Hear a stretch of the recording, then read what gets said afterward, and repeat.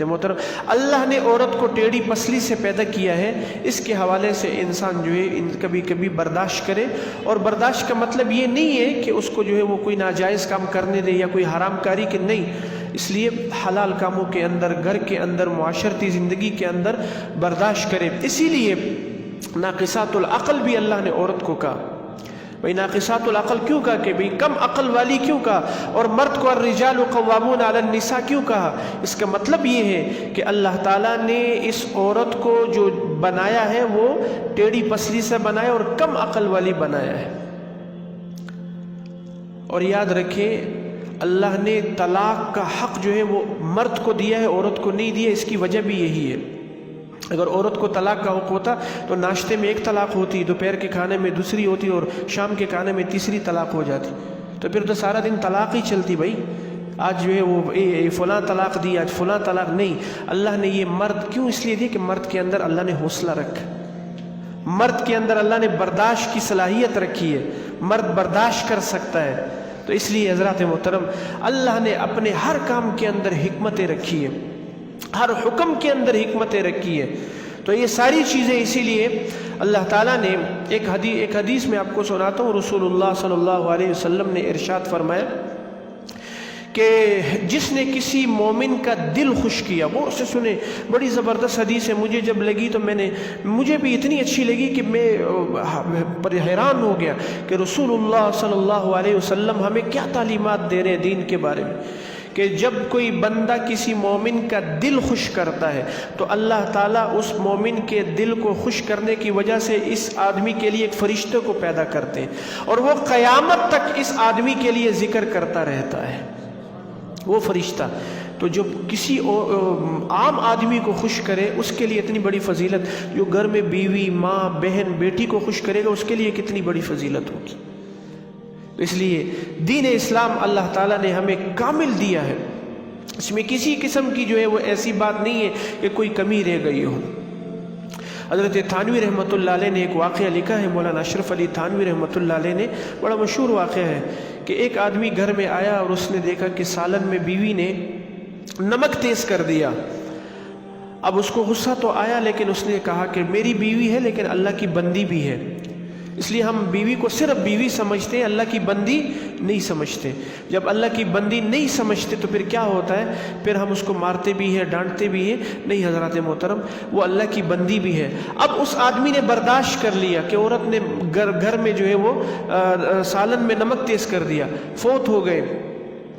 کسی نے خواب میں دیکھا کہ کیا بنا، تو بتانے والی مستند واقعہ مولانا اشرف علی تھانوی نے اپنی کتاب میں لکھا ہے، کہا کہ بھائی باقی نیکیاں تو کام نہیں آئی، لیکن وہ نیکی کام آئی کہ جب میری بیوی نے سالن میں نمک تیز کر دیا، اللہ نے کہا تو نے میری بندی پر رحم کیا اور تو بھی میرا بندہ ہے، آج تجھ پر بھی میں رحم کرتا ہوں اور جا جنت میں چلا جا۔ یہ اس نے کوئی تہجد پڑھی ہے اس بندے نے، یا کوئی جو ہے وہ باہر جو ہے بکریوں کا ریوڑ صدقہ کیا ہے؟ کیا کیا ہے؟ بیوی کے ساتھ ایک اچھا معاملہ کی۔ تو اس لیے ہم جو ہے اللہ تعالیٰ نے ہمارے اوپر جو حقوق وابستہ کی، ان حقوق میں جو ہے ہم اللہ کی ذات کو پہچانے۔ ابو الحسن خرقانی رحمۃ اللہ علیہ، بیویوں پر بات آتی نا، کبھی نہیں ہو سکتا کہ آپ کی عورت آپ سے مکمل راضی ہو جائے، ہو ہی نہیں سکتا۔ یہ گلے شکوے یہ ہماری زندگی کا حصہ ہے، یہ رہیں گے جب تک جان میں جان ہے، ہو ہی نہیں سکتا۔ آپ بیوی کے لیے جو ہے نا وہ ہزاروں روپے کی چیزیں لیں، اگلے دن وہ پھر گلا شکوہ کرے گی کہ بھئی آپ نے میرے لیے کیا کیا ہے۔ ایسا ہوتا ہے یا نہیں ہوتا؟ آپ میرے ساتھ اس بات میں، میرے ساتھ تو ہے، آپ کے ساتھ نہیں ہے، تو پھر وہ آپ کے ہاتھ پر پھر میں بیعت کر لیتا ہوں، آپ سارے اللہ والے، ہمارے ساتھ تو ہوتا ہے۔ تو اس لیے ابو الحسن خرقانی رحمۃ اللہ علیہ ایک بہت بڑے اللہ والے گزرے، تو اب ان سے ایک شخص بیعت ہونے کے لیے آیا۔ اب گھر میں دروازہ کھٹکھٹایا تو اس نے کہا کہ بھائی بڑی جب امیدیں لے کر انسان پہنچتا ہے، تو اس نے کہا کہ میں ابو الحسن سے ملنے کے لیے، بیعت ہونے کے لیے۔ کہا کون ابو الحسن؟ میں بیوی نے کہا، اور جو ہے وہ شروع ہو گئی، خیر باتیں کرتے اس کی جو ہے وہ بناتے کہا کہ جنگل میں کہیں ہوں گے۔ اب وہ آدمی جو بیعت ہونے کے لیے آیا تھا، دور سے اس نے جنگل کی طرف جب رخ کیا اور دیکھا کہ ابو الحسن خرقانی شیر پر سواری کر رہے ہیں۔ کس پر کر رہے ہیں؟ شیر پر سواری کر رہے ہیں۔ کہا کہ حضرت ایک بات تو بتائیے، کہا کیا کہ آپ کی بیوی تو آپ کے بارے میں پتہ نہیں کیا کیا کہہ رہی ہے، اور آپ شیر پر سب کہا کہ یہ جو شیر پر سواری کر رہا ہوں نا، یہ بیوی کے برداشت کی وجہ سے اللہ نے یہ دیا ہے. اگر بیوی کو برداشت نہ کرتا تو شیر پر اللہ نے شیر کی برداشت میرے اوپر جو ہے وہ کیا کر، مجھے شیر پر حاوی کر دیا. پھر جو ہے اللہ سے کہا کہ یا اللہ مجھے جو ہے وہ ہوا میں اڑا دے. ابو الحسن خرقانی نے اب ہوا میں اڑے تو دیکھا کہ اپنے گھر سے کے اوپر سے بھی چکر لگایا اور سارا شام کو گھر آیا اور بیوی سے کہا کہ آج تو نے دیکھا کہ کوئی بندہ جو ہے نا، اور نہیں، بیوی نے کہا کہ آج تو ایک آدمی کو اڑتے ہوئے دیکھا. بیوی نے کہا اچھا وہ ابو الحسن نے کہا وہ تو میں تھا. اب جب اس نے کہا میں تھا، کہا اچھا وہ ٹیڑھا تم ہی اڑ رہے تھے نا ٹیڑھے پوروں کے ساتھ. تو اس لیے بیوی ایسے ہی ہوتی ہیں، ان کے ساتھ نرمی کے ساتھ چلتے ہیں. یہ ایک ازواج مطہرات سے بڑھ کر تو کوئی بیوی نہیں ہو سکتی. انبن تو ادھر بھی ہو جاتی تھی، ٹھیک ہے نا. حضور علیہ السلام ایک دن شام کو گھر سے باہر نکلے تو ایک زوجہ نے یہ سمجھا کہ لگتا ہے دوسری کے پاس جا رہے ہیں. اللہ کے نبی قبرستان جا رہے تھے. تو اس لیے یہ ایک ہمارے زندگی کا حصہ ہے، اس میں برداشت سے ہم کام لیں. اور حضور علیہ السلام کا سب سے بہترین جو سبق ہے وہ کیا ہے کہ اللہ کے نبی ایک دن گھر میں آئے اور اما عائشہ رضی اللہ تعالیٰ عنہ آپ جو ہے پانی پی رہی تھی، تو آپ پیار سے اما عائشہ کو حمیرہ کہتے تھے. اس لیے بیوی کا اگر پیار سے کوئی نام دوسرا بھی رکھ لے تو یہ بھی حضور علیہ السلام کی سنت ہے. تو اللہ کے نبی نے اما عائشہ سے کہا کہ حمیرہ مجھے بھی پانی پلاؤ. تو اما عائشہ نے وہی پیالہ دے دیا. تو جب پیالہ دیا تو حضور علیہ السلام نے کہا کہ اے حمیرہ تم نے کہاں سے کہاں پر ہونٹ رکھ کے پانی پیا ہے؟ اما عائشہ نے کہا اس جگہ سے. اللہ کے نبی نے اسی جگہ پر اپنے ہونٹ رکھے اور پانی پی لیا. یہ بھی رسول اللہ کے.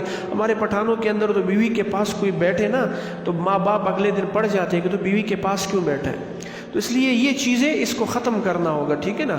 اللہ تعالیٰ نے ہمارے اوپر جو حقوق وابستہ کیے ہیں اس میں ہم نے اپنے آپ کو آگے پیش کرنا ہوگا.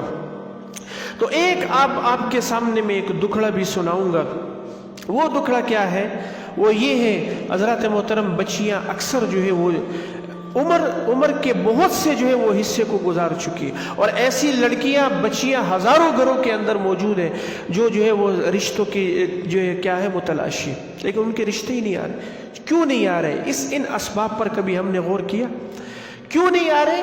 کیونکہ ہم نے رشتوں کی کیا کر دی، ہم نے رشتوں کی قیمت مقرر کر دی. ہم نے دینداری کو تو دیکھا نہیں. ہم جب بھی جاتے ہیں ہم کیا کرتے ہیں؟ رشتوں کی قیمت بناتے ہیں اور اس بچی کے سوداگر بنتے ہیں. اور وہ سوداگر کس بنیاد پہ بنتے ہیں کہ بھائی اس بچی کے والد جو ہے اس بچی کے ساتھ کتنا جہیز ہمیں دیں گے. حالانکہ جہیز یہ سرے سے اسلام میں ہے ہی نہیں. وہ ضرورت کی چیزیں حضرت فاطمہ کو حضور علیہ السلام نے جہیز کے سامان میں دی تھی جو ضرورت کی چیزیں تھی. لیکن ہمارا سب سے پہلا ڈیمانڈ یہ ہوتا منگنی کے اندر جو ہے آپ دیکھ لیں جب رشتہ کے لیے ہم دوسرے گھر میں جاتے ہیں، وہ بچی جس کے رشتے کے لیے ہم جاتے ہیں وہ بیچاری اپنے آپ کو کس جو ہے خوبصورت جوڑا پہنتی ہے اور اس توقع کے اندر ہوتی ہے کہ اب جو ہے وہ میرا رشتہ ہوگا. لیکن ہماری یہ میں کہتا ہوں یہ آپ ناراض نہ ہو تو میں آپ کو بتاؤں یہ مردانگی نہیں ہے، یہ خسرا پن ہے کہ ہم بچیوں کی قیمت لگاتے ہیں عزت کی. اب کس بنیاد پر جو ہے وہ ہم نے اس بچی کو جو کہ رشتے کو نہیں لیا کہ بھئی آپ اس کے ساتھ جہیز کا سامان نہیں ہے. تو اس بچی کا کیا قصور ہے جو غریب کے گھر میں پیدا ہوئی ہے؟ اس کا یہی قصور ہے نا کہ وہ ایک جو ہے وہ غریب آدمی کی بیٹی ہے. تو پھر یہی بچیاں پھر طوائفوں کے اڈوں پہ آپ کو ملیں گی. پھر یہی بچیاں پھر جو ہے وہ زناکاریوں کے اڈوں پہ ملے گی. آج آپ چلے جائیں ایک بچی سے اگر آپ پوچھیں تو ان کی داستانوں میں آپ کو یہی کہانیاں ملیں گی. یہ ہمارا جو ہے یہ ہم اس کو مردانگی کہتے ہیں، یہ کوئی مردانگی نہیں ہے ذات. تو اس لیے حضرات محترم اس چیز کو جو ہے ہم دیکھیں اور موقع محل کی نیکی کو دیکھیں.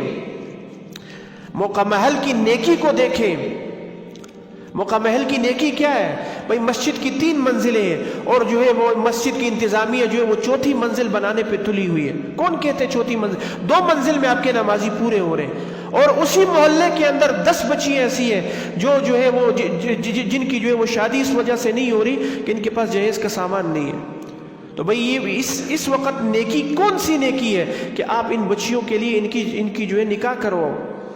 ان کی شادی کرواؤ، یہ نیکی ہے۔ مسجد کے اوپر چوتھی منزل بنانا نیکی نہیں ہے۔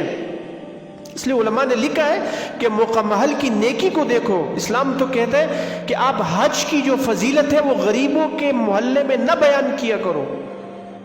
بھئی غریب کیسے حج کرے گا؟ وہ دل میں جو کستا رہے گا نا، پریشان ہوتا رہے گا۔ تو اس لیے موقع محل کی ہم نیکی کو دیکھیں۔ موقع محل کی نیکی یہ ہے کہ غریب کا حق پہچانے، اور جو ہے بیوہ یتیم کو دیکھے، بے سہارا کو دیکھے، اس کا سہارا بنے، اور اگر کوئی بچی ہے ہمارے محلے کے اندر اس کی شادی نہیں ہو رہی، اس کی شادی کروائے۔